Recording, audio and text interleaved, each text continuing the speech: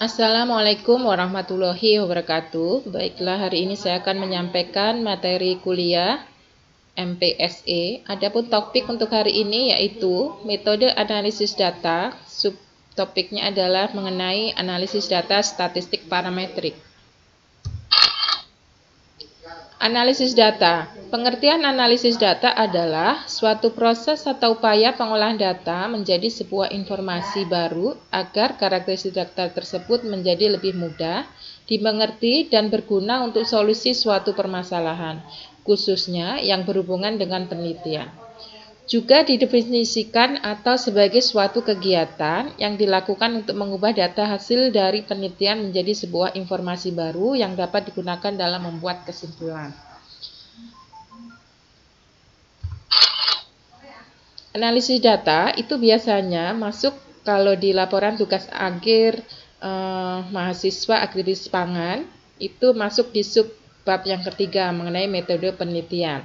Di metode penelitian itu ada analisis data. Nah, Anda bisa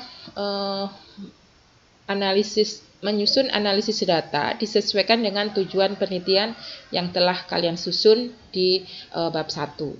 Tujuan analisis data itu yang pertama adalah mendeskripsikan data, biasanya dalam bentuk frekuensi, dibuat tabel, grafik, sehingga dapat dipahami karakteristik datanya. Kemudian, membuat induksi atau menarik kesimpulan tentang karakteristik populasi atau karakteristik populasi berdasarkan data yang diperoleh dari sampel atau statistik inferensial nanti dibahas seperti itu. Kalau yang untuk yang sub 1 statistik deskriptif. Langkah dan prosedur analisis data yang pertama, tahap mengumpulkan data. Kemudian yang kedua, tahap editing. Jadi tahap yang pertama mengumpulkan data. Kalau untuk laporan tugas akhir kalian sudah membuat instrumen penelitian, contohnya membuat kuesioner untuk melakukan penelitian. Contohnya kalian ingin meneliti misalkan analisis produksi cabai, berarti kalian siapkan kuesioner, kemudian kuesioner itu dilakukan survei ke lapang ke petani. Nah, itu adalah proses untuk mengumpulkan data. Kemudian tahap editing. Tahap editing ini adalah salah satu tahapan yang kedua di mana kita memeriksa kejelasan dan kelengkapan pengisian instrumen pengumpulan data. Jadi dari instrumen yang sudah kita contohnya instrumen tadi kuesioner ya, kita aplikasikan di lapang 1 atau 5. Kemudian dari situ nanti kita bisa melihat apa kekurangan dan kelebihan dari kuesioner kita itu. Mana yang perlu diedit, mana yang perlu dikurangin, mana yang perlu ditambah, itu nanti di tahapan editing ini. Kemudian yang ketiga, tahap coding, yaitu proses identifikasi dan klasifikasi dari setiap pertanyaan yang terdapat dalam instrumen pengumpulan data. Itu jadi dikasih kode-kode ya, coding ya. Jadi misalkan kalau kita punya data jenis kelamin laki-laki perempuan, laki-laki 1 perempuan 2, kalau iya dan tidak 0 sama 1 misalkan seperti itu. Atau misalkan kalau ada datanya lebih dari 2 kriteria, misalkan sangat penting, tidak penting, kemudian penting sekali. Nah, itu kasih kode-kode seperti itu. Kemudian yang keempat, tahap tabulasi data, yaitu mencatat atau entry data ke dalam tabel induk penelitian. Kemudian yang kelima, tahap pengujian kualitas data. Ini menguji yang pertama yang harus kita lakukan adalah menguji validitas dan reliabilitas instrumen pengumpulan data. Nah, jadi kita setelah mendapatkan data yang sudah kita tabulasi, kita lakukan analisis validitas dan reliabilitas. Nah, ini nanti di pertemuan berikutnya akan saya sampaikan mengenai bagaimana untuk uji validitas dan reliabilitasnya. Kemudian yang keenam, tahap mendeskripsikan data, yaitu tahap pengujian terhadap proposisi Yang keenam ini tahap mendeskripsikan, yaitu tabel frekuensi atau diagram setelah berbagai ukuran tendensi sentral maupun ukuran dispersi. Tujuannya adalah untuk memahami karakteristik data sampel penelitian. Kemudian yang keenam, tahap pengujian hipotesis, yaitu pengujian terhadap proposisi yang dibuat apakah proposisi tersebut ditolak atau diterima. Nah, ini langkah dan prosedur analisis data yang kita lakukan dalam riset. Kemudian di dalam ada peranan statistik dalam penelitian. Jadi dalam menganalisis data itu kita selalu sering dihadapkan dengan statistik gitu ya. Apa peranan statistik dalam penelitian? Yang pertama yaitu sebagai alat untuk menguji validitas dan reliabilitas instrumen, yang pertama. Kemudian yang kedua, sebagai alat untuk menyajikan gambar, tabel maupun grafik. Dan yang ketiga adalah sebagai alat untuk menghitung besarnya anggota sampel dalam teknik sampling. Tipe data statistik ada dua, yaitu data statistik, data kualitatif dan data kuantitatif. Kalau data kualitatif yaitu secara sederhana dapat disebut data hasil kategori atau pemberian kode untuk isi data yang berupa kata atau dapat didefinisikan sebagai data bukan angka tetapi diangkakan. Data kualitatif dibagi menjadi dua, yaitu data nominal dan data ordinal. Contohnya kalau yang nominal itu misalkan jenis kelamin, laki-laki, perempuan. Kemudian iya dan tidak gitu ya. Kemudian data kuantitatif, data berupa angka dalam arti yang sebenarnya dibagi menjadi dua, yaitu data interval dan data rasio. Macam-macam statistik untuk analisis. Pengujian statistik untuk analisis yang digunakan dalam penelitian ada dua. Yang pertama, statistik deskriptif dan statistik inferensial atau induktif. Statistik deskriptif ini menggambarkan berbagai karakteristik data yang berasal dari suatu sampel. Statistik deskriptif seperti mean, median, modus, persentil, desil, kuartil dalam bentuk analisis angka maupun gambar atau diagram. Kemudian statistik inferensial menggambarkan atau membuat berbagai inferensi terhadap sekumpulan data yang berasal dari suatu sampel. Tindakan inferensial tersebut seperti melakukan peramalan, perkiraan, pengambilan keputusan dari dua variabel atau lebih. Statistik inferensial dikelompokkan menjadi dua, yaitu statistik parametrik dan statistik non-parametrik. Nanti lebih lanjut kita bahas. Untuk hari ini, Ibu lebih banyak menyampaikan mengenai statistik parametrik. Langkah-langkah menentukan statistik yang akan digunakan dalam riset. Yang pertama, apakah jenis skala pengukuran data Anda, nominal, ordinal, interval, atau rasio. Nah, biasanya untuk data nominal dan ordinal ini digunakan analisis non-parametrik, sedangkan interval dan rasio itu bisa kita gunakan dengan analisis statistik parametrik. Apakah data yang Anda memiliki berjumlah besar dan apakah data Anda memiliki distribusi tertentu. Nah, syarat untuk statistik parametrik itu adalah berdistribusi normal. Nah, ini mungkin dalam materi sebelumnya sudah dibahas mengenai jumlah sampel, kalau parametrik berapa, non-parametrik berapa, jumlah sampelnya, syarat-syarat yang harus dipenuhi. Nah, ini baca kembali pertemuan sebelumnya ya. Kemudian macam-macam analisis data berdasarkan jumlah variabelnya. Ini dibagi menjadi 3. Yang pertama, analisis univariat, yaitu analisa yang dilakukan menganalisis setiap variabel dari hasil penelitian. Contohnya, mean, median, modus, tabel, grafik yang dianalisis masing-masing variabel.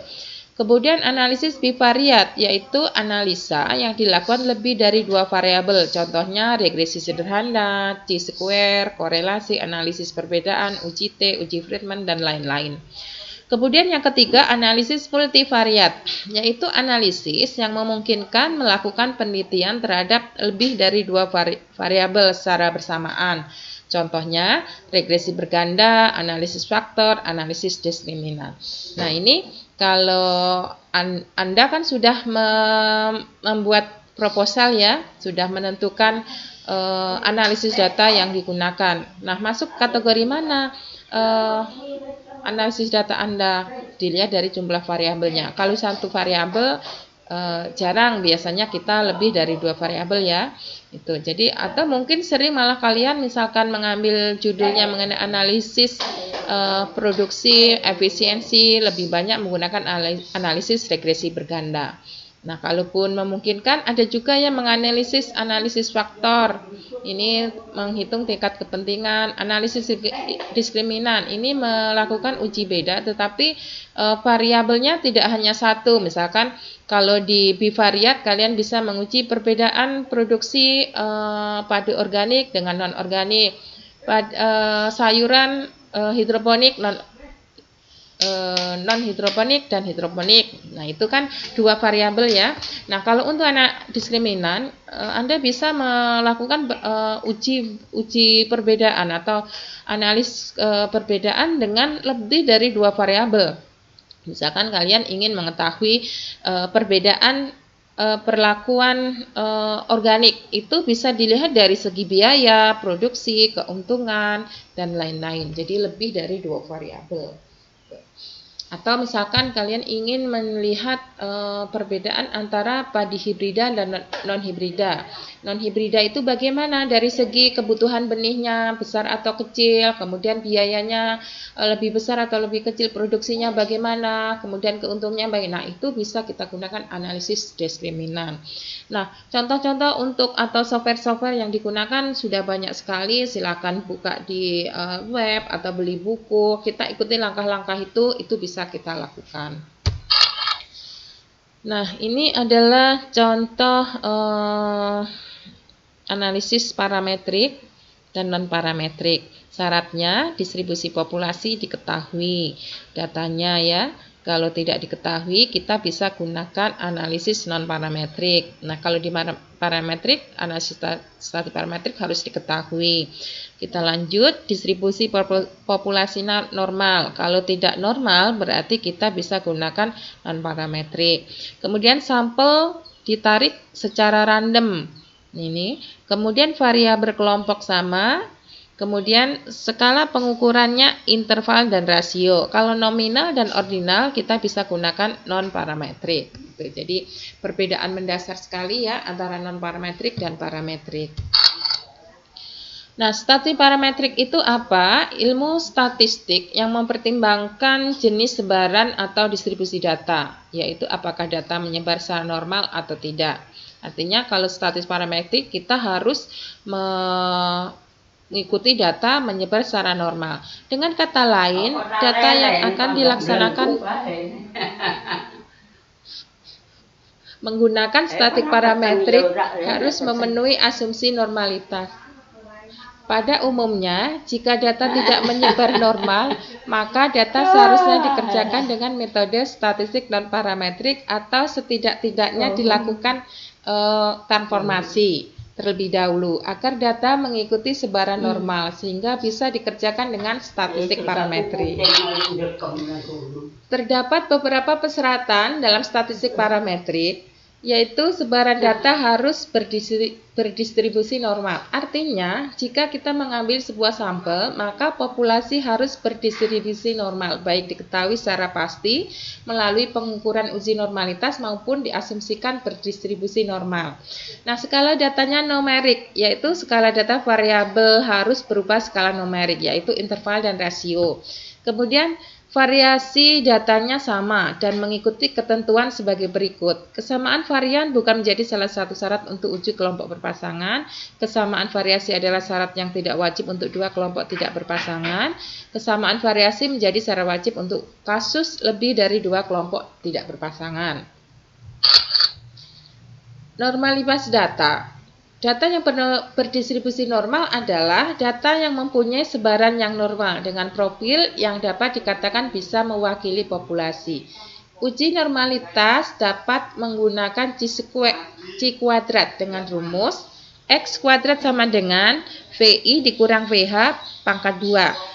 X2 adalah C kuadrat hitung, VH adalah frekuensi yang diharapkan, VI adalah frekuensi atau jumlah data hasil observasi. Keputusannya, jika C kuadratnya lebih besar dari C kuadrat dalam tabel, maka data tidak berdistribusi normal.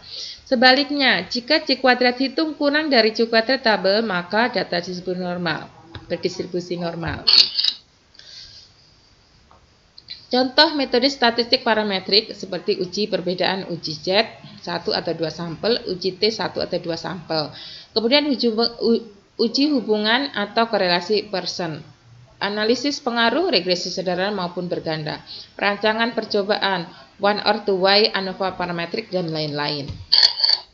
Keunggulan dan kelemahan statistik parametrik. Yang pertama, keunggulan. Syarat-syarat parametrik dari suatu populasi yang menjadi sampel biasanya tidak diuji dan dianggap memenuhi syarat.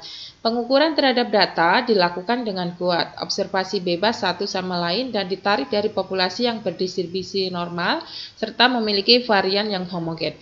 Pernyataan yang pertama ini syarat-syarat parameter. Nah, ini biasanya contohnya di analisis regresi itu menghendaki tersendiri ada uji asumsi klasik ya. Salah satunya adalah menguji normalitas juga. Itu jadi otomatis ya. Kemudian kelemahan, populasi harus memiliki varian yang sama. Variabel-variabel yang harus dapat diukur setidaknya dalam skala interval. Dalam analisis varian ditambahkan persyaratan rata-rata dari populasi harus normal dan bervariasi sama. Dan harus merupakan kombinasi linear dari efek-efek yang ditimbulkan.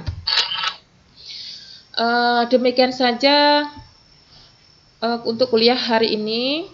Mudah-mudahan materi yang saya sampaikan bermanfaat dan mahasiswa sekalian memahami, dan silahkan kerjakan tugas terstrukturnya, tulis tujuan penelitian Anda. Setelah itu tujuan penelitian yang Anda tulis itu, analisis data yang digunakan apa.